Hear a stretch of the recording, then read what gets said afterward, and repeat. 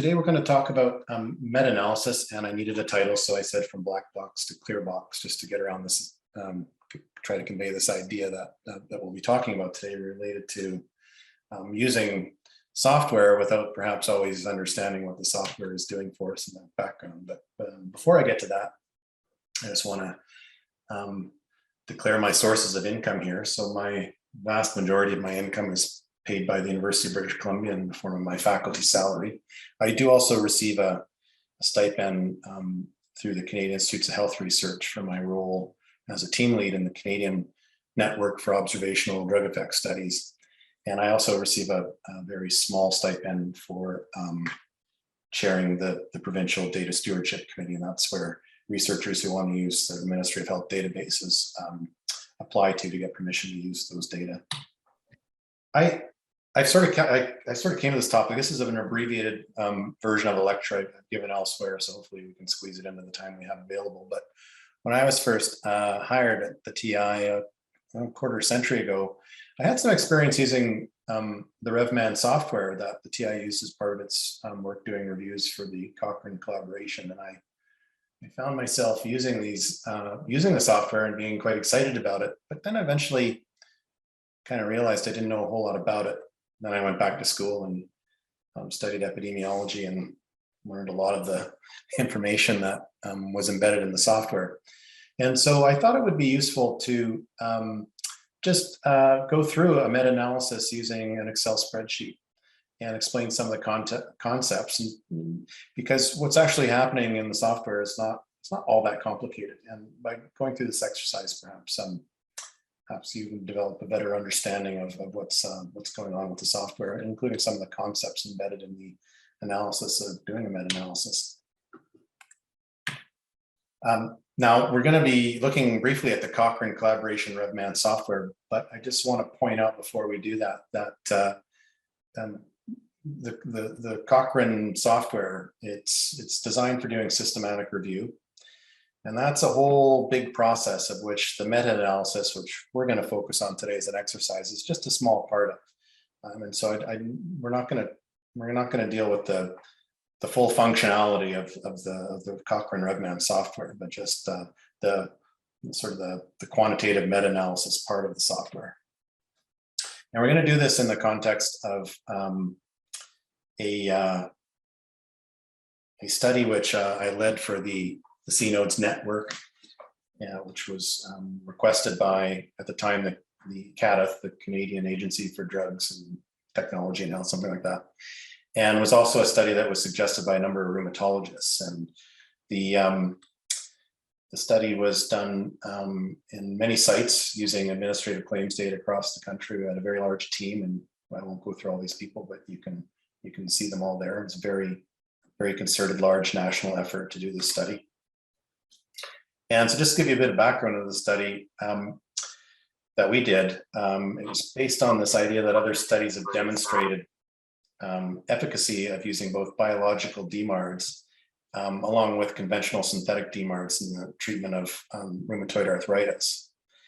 And that there's evidence that patients with early RA given both show faster clinical improvement, less joint damage, and less treatment toxicity. And in terms of the data we have available in administrative claims data, you might expect that to appear in the form of patients who use concomitant CS-DMARD therapy being less likely to discontinue their biological DMARD, maybe less likely to stop or switch, but also maybe they don't need as much of a dose increase over time of their biological DMARD. And so those were the three things we were aiming to do at the study, was to look at in the administrative claims data across the country. And we also had an American database in the mix to look if concomitant biological DMARD and synthetic DMARD patients did better in terms of stopping their treatment less often, switching less often, and requiring less of a dose increase over time in their biological DMARD. And in our example, we'll focus on the dose change endpoint in relation to one of these drugs, adalimumab. So we conducted a retrospective cohort studies using a common analytical protocol across the country. And we did this in Alberta, Manitoba, Nova Scotia, Ontario, Quebec, Saskatchewan, and the US Market Scan database. Nova Scotia was dropped from the study based on having virtually no data that we were able to use. And so before, in preliminary analysis, before we launched into the study, we made a decision not to go through the expense of adding the Nova Scotia data. And so just six sites altogether were included. And the study was occurred between January 2007 and the end of September 2014. And in order to enter these cohorts in each of these provinces, so we did the study in each province. Okay, so imagine each of these provinces doing separate studies, which we then combined using meta-analysis. And so in each province, patients were able to enter the cohort based on initiation of a biological DMARD, plus no biological DMARD in the previous year. And then cohort entry occurred after 3 months, and we used those first 3 months as a sort of a loading dose window. So we didn't start follow-up in these patients until after 3 months. And then patients, because biological DMARDs can be used for other indications besides rheumatoid arthritis, we wanted evidence of a diagnosis for rheumatoid arthritis. And then when follow-up began in these patients, we wanted them all to at least be starting starting their biological DMARD along with a synthetic DMARD. We applied a number of cohort exclusion criteria, which I won't get into. And then in terms of the statistical analysis, we used a method of analysis called marginal structural modeling.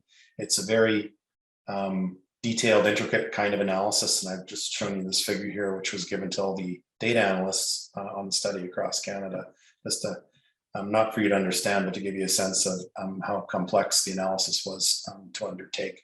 So marginal structural modeling, and we used inverse probability of treatment weighting. And then we combined the data, the results from each of the sites using likelihood ratio meta-analysis. I'm not going to talk about likelihood ratio meta-analysis today. That could be a subsequent talk. There were reasons for doing that. We're going to just talk about what would be more traditional or conventional meta-analysis. So I'm just going to put up on my screen the publication that came out of this study. And I'll just mention a couple of things, because we're really not about this study in particular, but about meta-analysis. So I'll just point out that across all these 6 databases, we had a total of 22,000 patients who made it into this study, distributed across the 6 sites.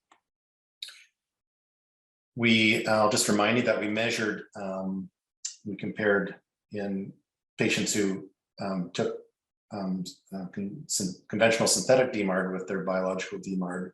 We compared stopping and switching and dose changes compared to biological DMARD patients who didn't take a conventional synthetic DMARD. This was related to the reason for using marginal structural modeling. We wanted everyone to be taking both at the beginning, but we realized some would stop and others would continue on, and that's the real comparison we wanted to make, hence this type of modeling.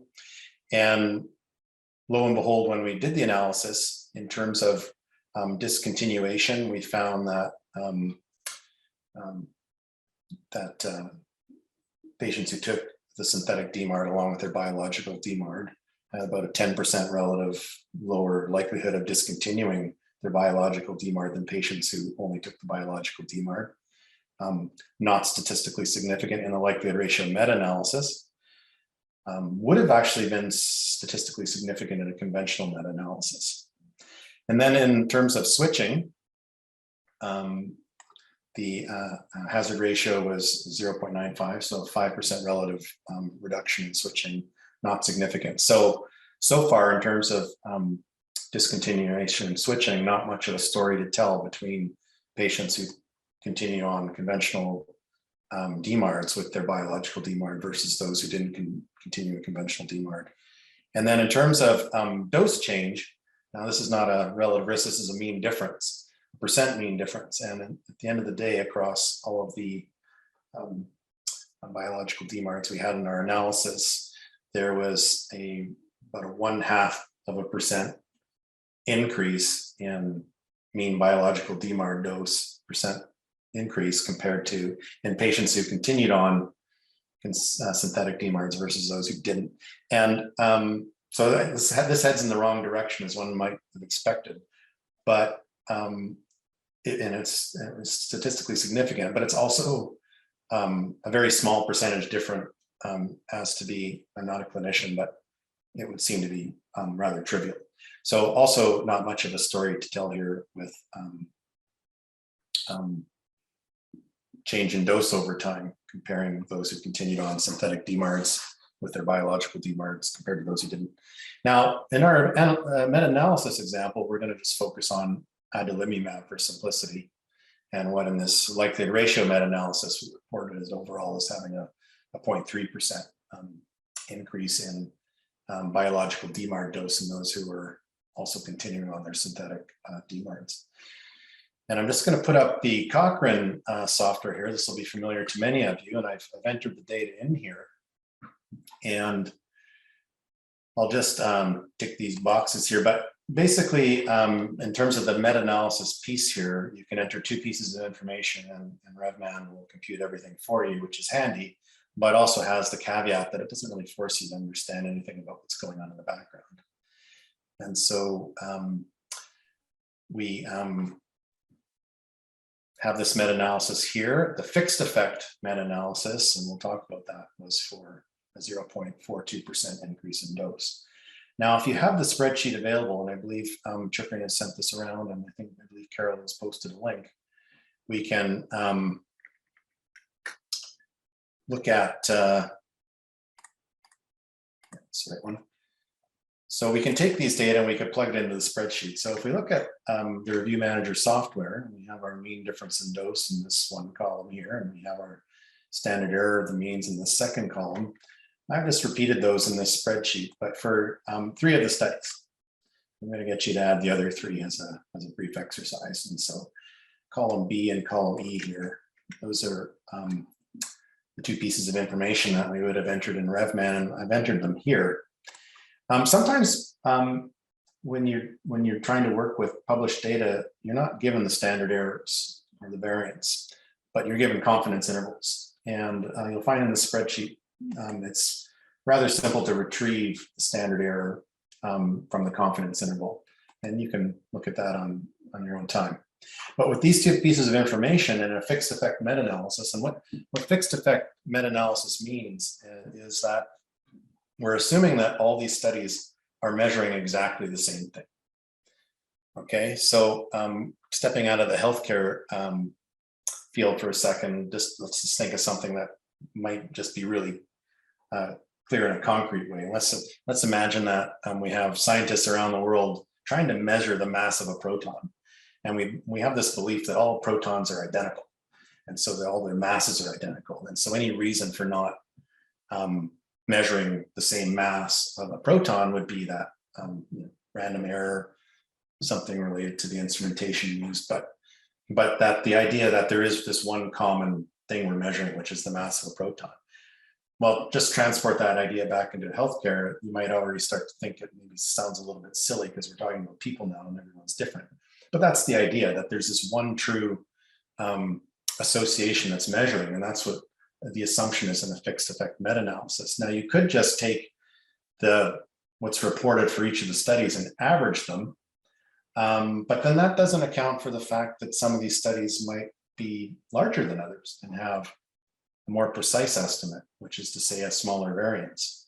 And so in fixed effect meta-analysis, what typically happens is we weight each of the results by the variance that each of these studies is contributing.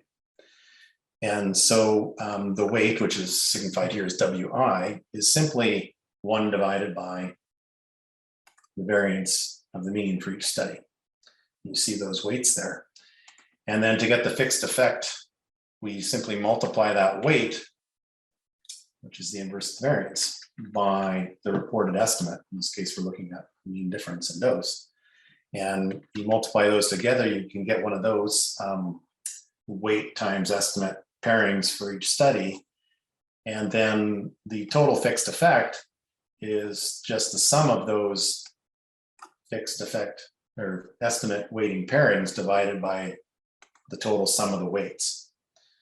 And so in this case, for just 3 of the adalimumab studies in the C-note studies, we would get a fixed effect of 0.11, so 0.11% increase in dose on biological DMARD patients who are continuing on their synthetic DMARDs versus those who didn't continue on their synthetic DMARDs.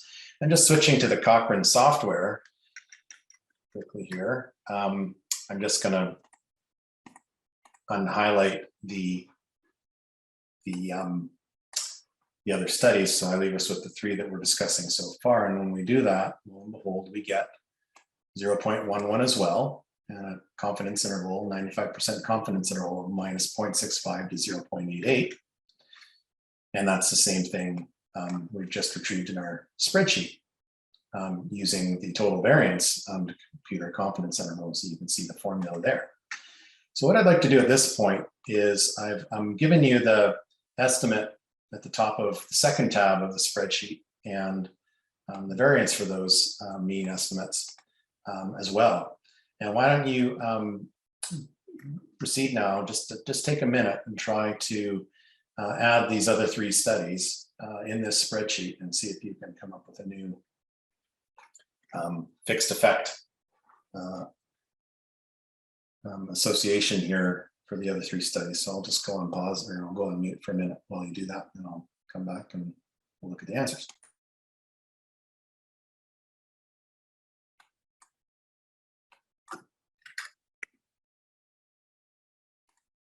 Okay, so a little bit of a trick I threw at you here. I gave you the variance of the mean of these estimates. And so what you needed to do was put those variances in the variance column, column F, and the point estimates in the mean difference column. And then you needed to calculate the standard error of the mean, which is the square root of the variance. And if you did that, you would just carry on what we did before with 3 examples. We would calculate an estimate weight pairing, which again is the weight times the estimate for each of the additional studies. And that affects both the total sum of the weight, which we call V dot, but it also, we keep our original pairings, we have our 3 new ones, and we sum them together, and we get a total fixed effect across all 6 of the adalimumab analyses of 0.42% increase. One thing you can see here is that the US market scan database, which is a database overall, not just for rheumatoid arthritis, but overall has about 70 million Americans in it, is very large, and therefore the variance is relatively small compared to the Canadian studies. And the market scan result gets a lot of weight in the fixed effect meta-analysis. But we didn't do a fixed effect meta-analysis, and the reason we didn't do a fixed effect meta-analysis is because the idea that even though we used a common analytical protocol, and people have different opinions on this and degrees of this, but the idea that we would be measuring, even though we had a common protocol, that we'd really be measuring the same thing in all these different provinces in an American database is kind of, unreasonable. And so the decision to use random effects analysis is not based on any statistical concept. It was just based on this idea that we don't expect that we're necessarily measuring the same thing in different jurisdictions. And because populations are different, people are different. So we did random effects meta-analysis instead. So in terms of random effects analysis, well, what is that? Hopefully by now you understand the fixed effect idea. The fixed effect, if you just think back to the protons, for example, this idea that there's this one true result that we're measuring, and a fixed effect analysis assumes that. And that if we get different results in different studies, that there's just a random reason for that, but they're all still measuring a common underlying association. And you might not think that's reasonable. I don't think it's reasonable, certainly not with human populations. And so the idea is that, well, we still think that these studies are similar enough that it's worth combining them in a meta-analysis. If we thought they were just measuring completely different things in completely different populations, then we wouldn't use a meta-analysis, would we? Like, it wouldn't make sense to combine them because we don't even think in principle they're measuring the same thing. So if we're doing a meta-analysis, well, we're deciding that there's something in common enough between these studies that warrants doing a meta-analysis. Okay, and so that carries with it the idea that even though these studies might be measuring something somewhat uniquely different, they are contributing information around this idea of some common level of association. And so when we do this, we have to consider a couple of sources of variability now. In the fixed effect analysis, we had to assume that, well, there's this one underlying common effect of mu, and that if any study measures something different, that's the source of variation. The difference between the point estimate of an individual study and the underlying true common effect, that's the variation we're interested in. But when we get to random effects analysis, we have two different levels of variability we now have to consider. There is still the difference, the variability that you observe between the result of any one study, the point estimate of any one study, and the true underlying association. But then there's also the variation that occurs between the reported study and the true underlying association. So there's within study variance we have to account for between the study and the underlying true mean, and then there's the between study variance we have to account for. Okay, and we need to decompose these two sources of variability, right? Because we're still dealing with studies that report an association. In this case, we're looking at the mean difference in dose and adalimumab in patients who continue on a synthetic DMARD. And by the way, mostly methotrexate in these patients, some leflunomide though, versus patients who didn't continue on their synthetic DMARD. So we just have a point estimate and a confidence interval or variance of point estimate from those studies. We need to decompose these things in order to decide if if random effects meta-analysis is maybe statistically necessary, or even if it makes a difference.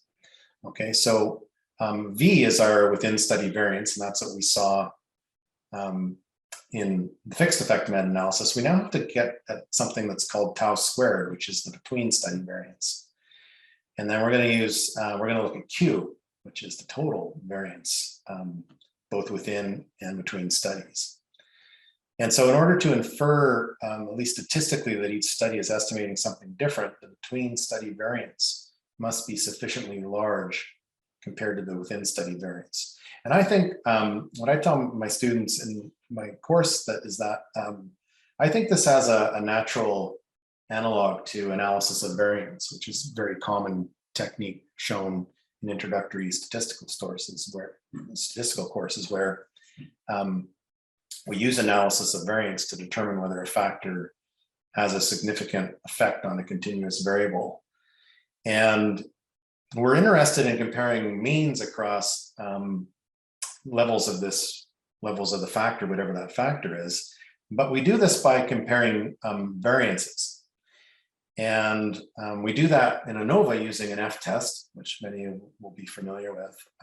And I think that is analogous to using the Q statistic in a meta-analysis. And so visually, this is just a very simple example that I give my students, where you might have dosage of a cardiotoxic drug and death of infused guinea pigs. Okay, so we have these 4 groups of guinea pigs. They each get a different dose of this cardiotoxic drug, and we want to know if these groups are different. And the thing we face here is that the within study variance, in this case the within group variance, really has a lot to say about whether we can say these groups are different. The less variability we see within levels of a factor, right? That's the sort of the circles becoming narrow ellipses. The less variability within a study there is, which is another way of saying that, is the more precision we have within a study, the easier it becomes to tell if there's a difference between the studies, the variability between the studies. And if If the between variation to within variation is sufficiently different, then we might conclude there's a difference. And that's really what we're trying to get at in random effects meta-analysis. So I'm just going to go back to the spreadsheet, and I've got a number of formulas here, and we've got our fixed effect analysis, but alongside our fixed effect analysis, we can now do a random effects meta-analysis. And so I've mentioned what Q is. That's a measure of the total variability across our studies, and that's a composite of the within study variability that's in the meta-analysis and the between study variability. And I've shown you a couple of formulas for computing Q there, and you can use those, but essentially Q is a function of the fixed effect weight, right, which we've computed over here in column H. I suppose I should make this one larger for you. So let me zoom in here. You can see it.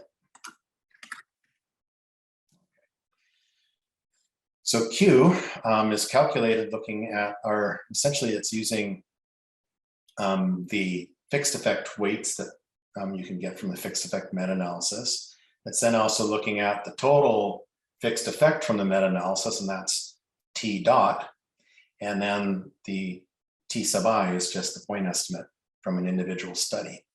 And you can, using one of these formulas, you can calculate the Q statistic. And then if we assume that there's no variability between these studies, the degrees of freedom is essentially, it stands in for the variance here that you would expect. And so we end up comparing Q to the degrees of freedom. In this case, the degrees of freedom with just 3 of these analyses in here so far. That's the degrees of freedom, and we calculate a Q statistic of 6.72. Now, if Q is 3, well, that's equal to the degrees of freedom, and the random effects analysis would give the identical results to the fixed effect analysis. We see here, though, that Q is larger than the degrees of freedom, which means the total variability is larger, which means that there is something to potentially look at here. We can take Q, and using Q and some scaling factor, we can get an estimate of tau squared. And now tau squared is the between study variability that we're interested in. We can use I squared, which may be common to all of you, which is also just derived from Q as well. And that's just a way of, because Q, the absolute magnitude of Q will depend on the data you're looking at. If you're looking at a mean difference of a certain size, maybe bigger or smaller, or if you're looking at relative risks or odds ratios or hazard ratios, Q will be in units that are the units that you're measuring, and they'll be somewhat in proportion to those. So Q doesn't have an interpretation on its own. Say a Q of 6.72 doesn't have a universal interpretation across different meta-analyses, but I squared does. I squared is a way of looking at total variability and trying to put it in a percentage format between 0 and 1, 1 being very heterogeneous, and 0 being no heterogeneity at all, and which would be more like getting to the fixed effect. And so I squared is commonly reported in statistical software, but I squared and Q and tau squared are really trying to convey heterogeneity across studies in different ways. Now, if you've measured Q, then you can proceed by calculating random effects weights. And whereas in fixed effect analysis, the weight is the inverse of the study variance of the mean, in random effects meta-analysis, we're going to have a weight which we'll call W star, which is the inverse of the total variance. We'll call that V star. And that's combining the within study variance VI, which was using the fixed effect weight, plus the between study variance tau squared.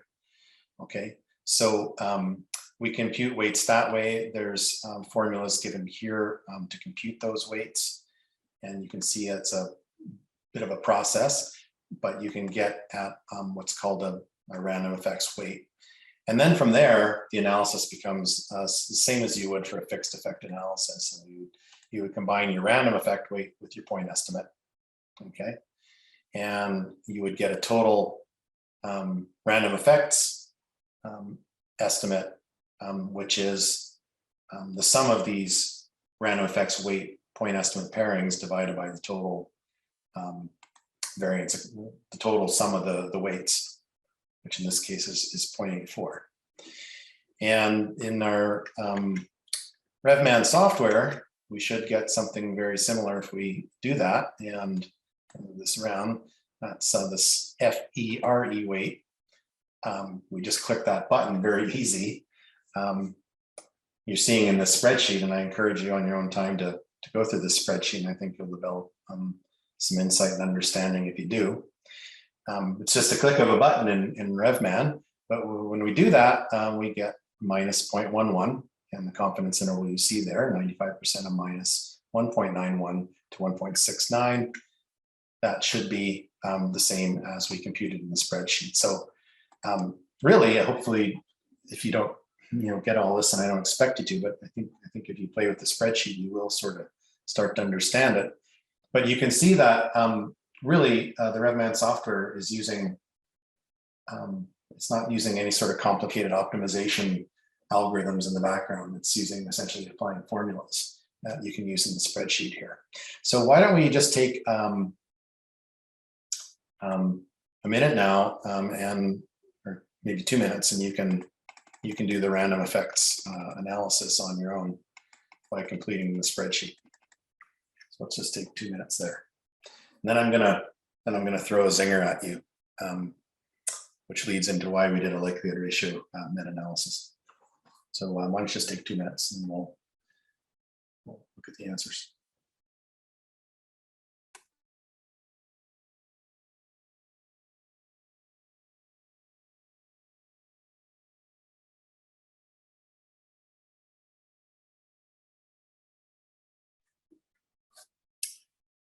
Okay, so I've got my version of the answers up on the screen here.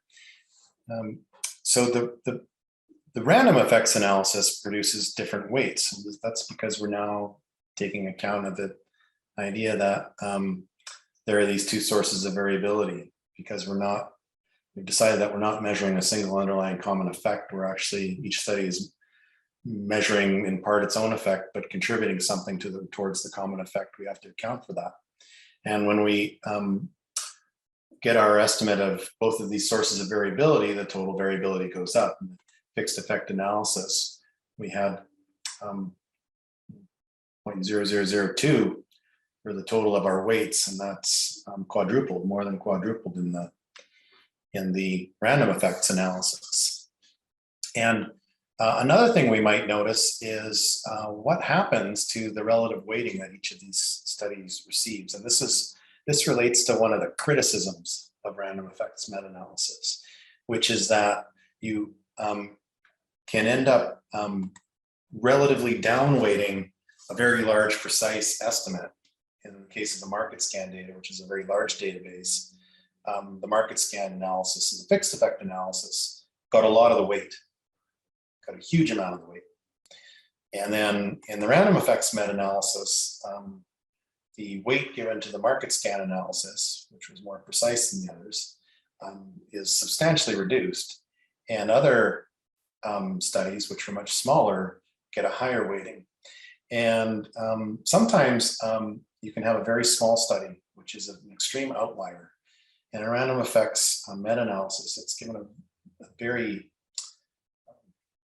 it's given a lot more weight in the analysis, and more weight, and sometimes an uncomfortable amount of weight, I would say, in the analysis. And that's I think a concern of using random effects meta-analysis, is that small outlier studies can get sort of disproportionate amount of weight in the analysis. Anyways, if we carry through our random effects meta-analysis, we've now calculated our random effects weights. And that's really the key to the random effects meta-analysis, is the weights. We're using the same point estimates. When we do that, we get instead of what we had before, which was, what was it?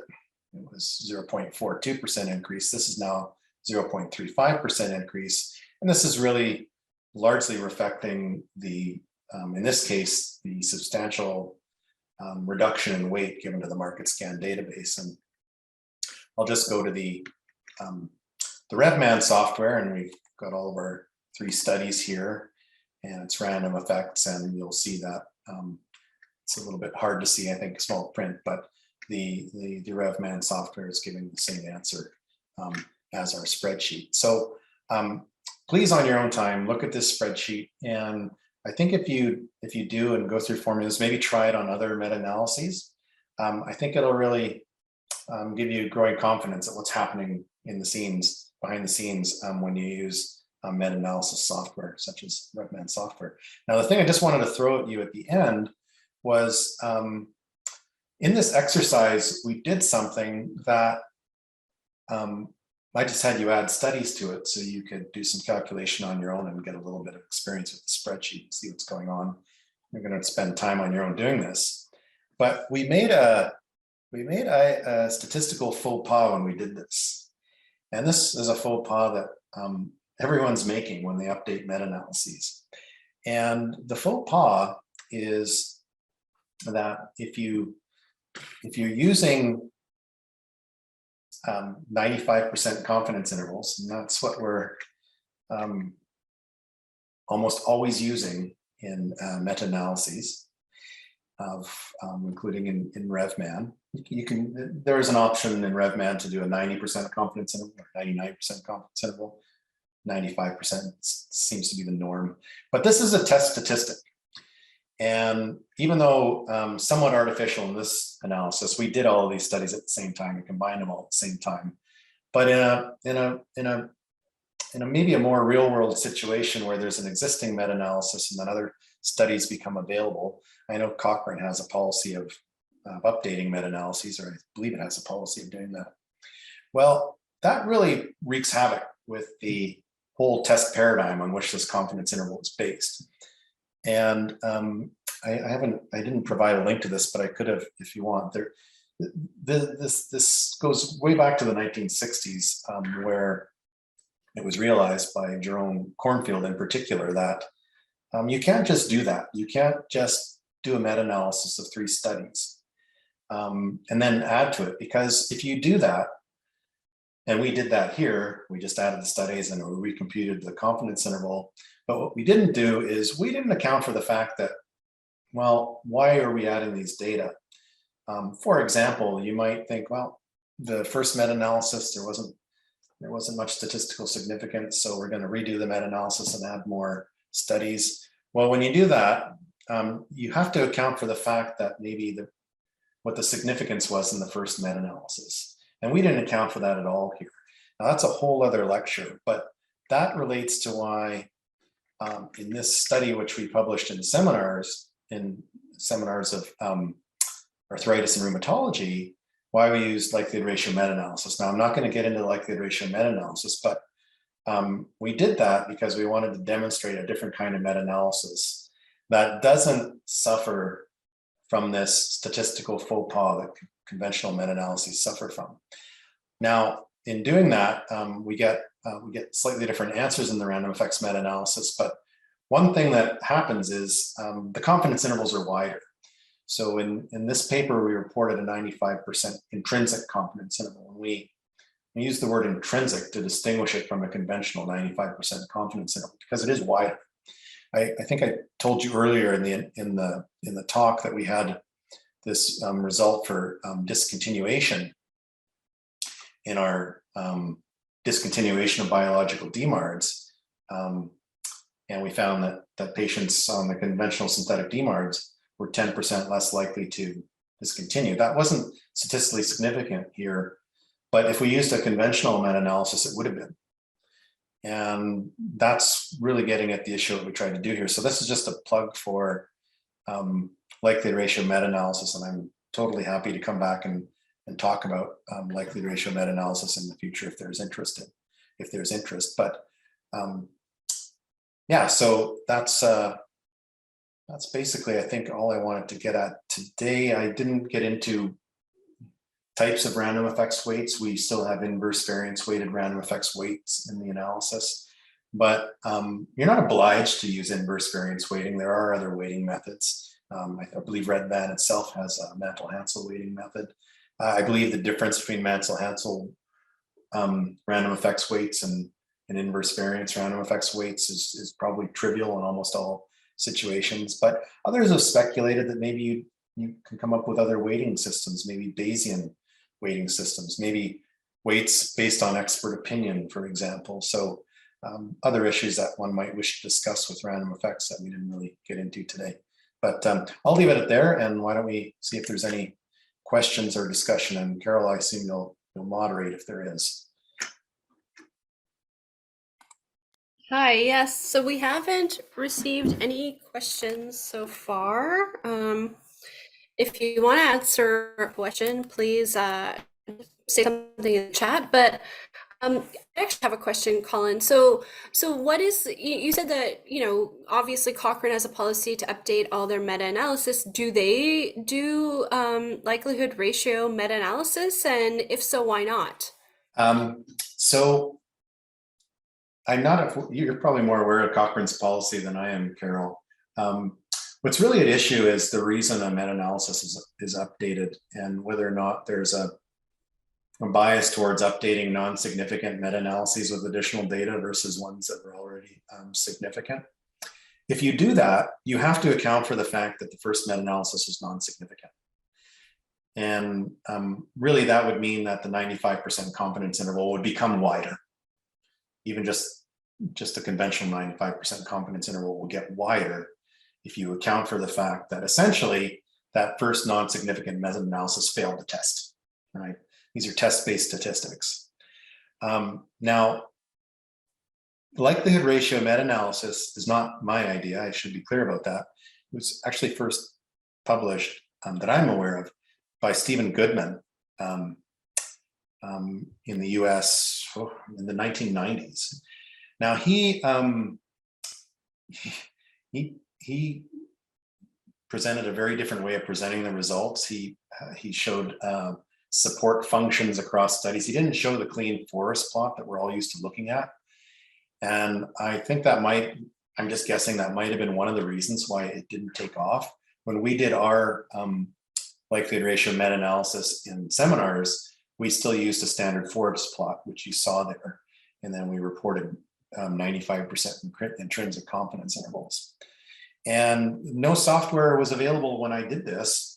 So I ended up using R, and I actually had to enter a lot of my own coding into R to get its conventional meta-analysis package to generate a likelihood ratio meta-analysis. I believe there is a student who is either finished out of McGill, who is either finished or is working on a package in R to do likelihood ratio meta-analysis. And I was, she asked me a little bit about it a year or two ago. So that I haven't checked if that's finished or not, but Cochrane, I don't believe it has any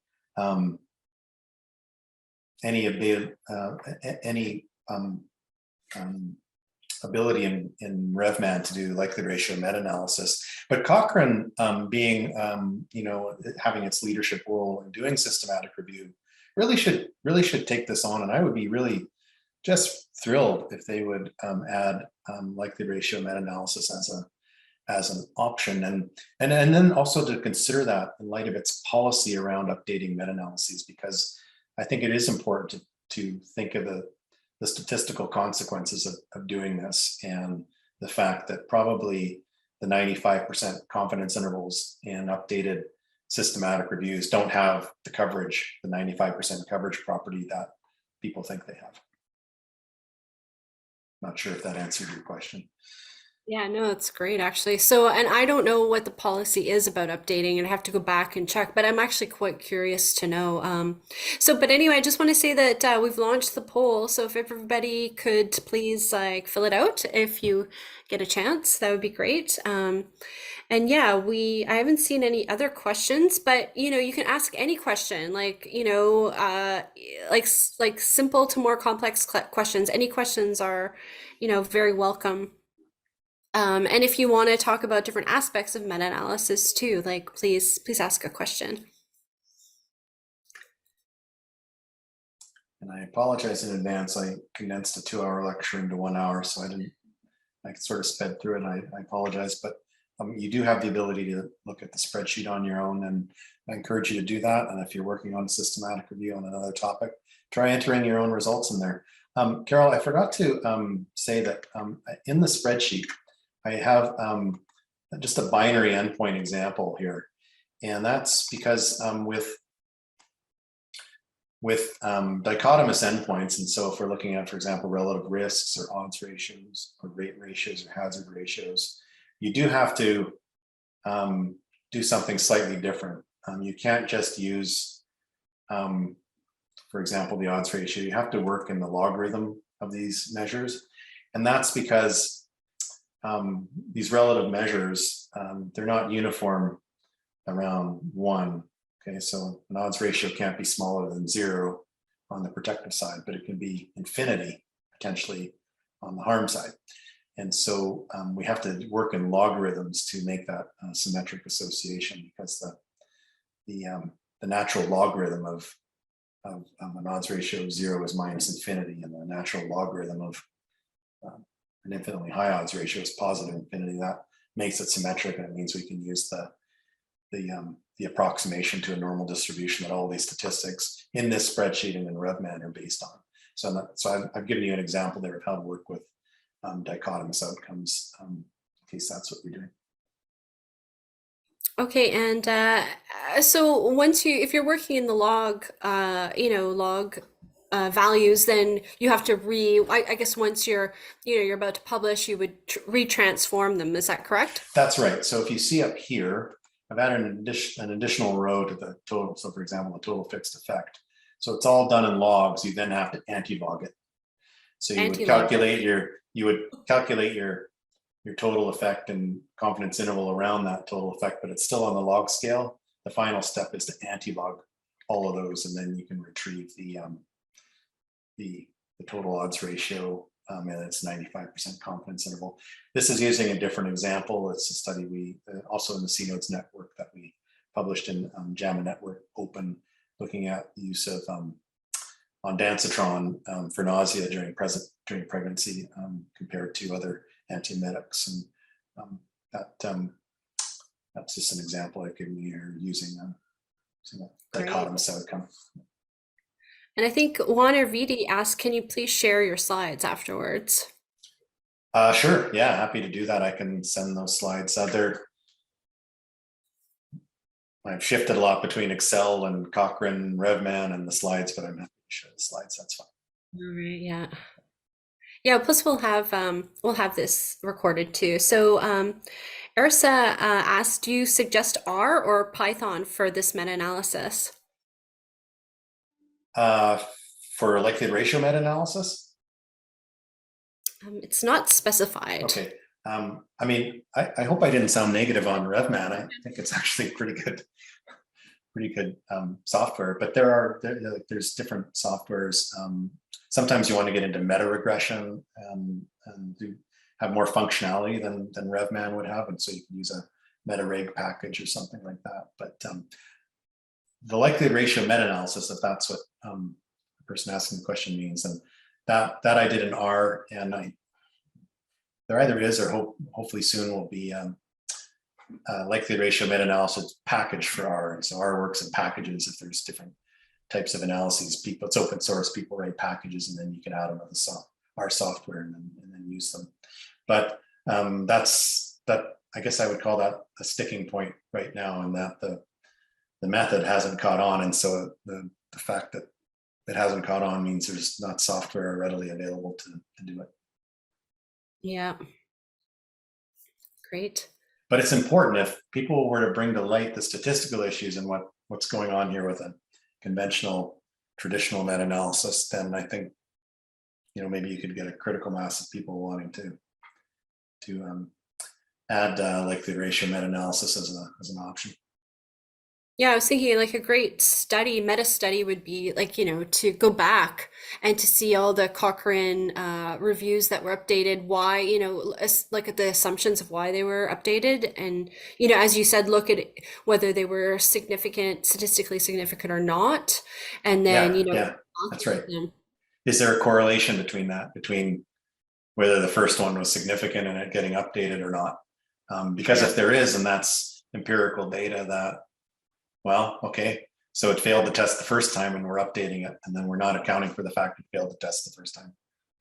Yeah.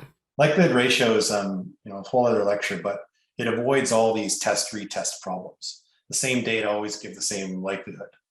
And it's a different way of performing the inference, and it gets around all of this. Practically speaking, though, it translates into wider confidence intervals. And that's because, the 95% confidence interval, when you update a meta-analysis, it doesn't have the right coverage properties, and other reasons as well. So we have one question from Celine. If you have studies using both 95 and 99 confidence percent CI, would you have to account for that in the preparation of the meta-analysis? Oh, I think so. I'm interpreting the question as you might have, you might be wanting to do a meta-analysis on some studies which exist, but some of them reported 95% confidence intervals and some reported 99% confidence intervals.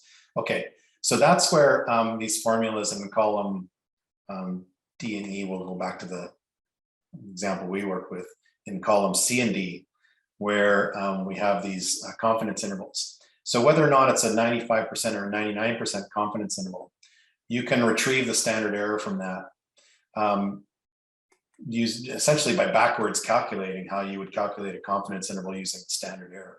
And so what you really need to use inverse variance weighting is the standard error of the mean. You can take these confidence intervals and reverse them back to that just by using the formula. So for 95% confidence interval, that's your point estimate plus or minus 1.96 times standard error. Okay, so you can reverse that to get the standard error if you have the confidence interval. And then instead of 1.96, you'd have to use whatever it is for a 99% confidence interval. I can't remember offhand, 2 point something. And then you would have standard errors, and then you can proceed with your meta-analysis. And then you can decide whether or not your meta-analysis is going to report a 95% confidence interval for the total effect, or 99%, or you might want to use an intrinsic confidence interval. So the key is to you can always retrieve the standard error from a confidence interval, or reasonably closely to the true standard error, accounting for rounding. And then that's what would go into your inverse variance weights for your meta-analysis. And that's your choice how you report them for your total meta-analytic effect, whether 95% or 99% or something else. Great. So Colin, yeah, we would love to have you back to talk about likelihood ratio meta-analysis. We have lots of spots coming up in the new year, so that would be perfect. It's mind-bending stuff. I really encourage, I'm happy to do it, and I really encourage people to attend. And I think it's it has a lot of parallels with, I think, how I actually, okay, well, we can talk about this next time, Carol, but I actually think it's more in line with how people are actually, what comes out of a likelihood ratio meta-analysis is actually more in line with what people think is coming out of a conventional meta-analysis. And maybe we just don't realize it. Anyway. Great. Well, thanks for having me. Appreciate it. Yeah, it was very informative. And yeah, we'll see you next time. And thank you everybody for joining us today.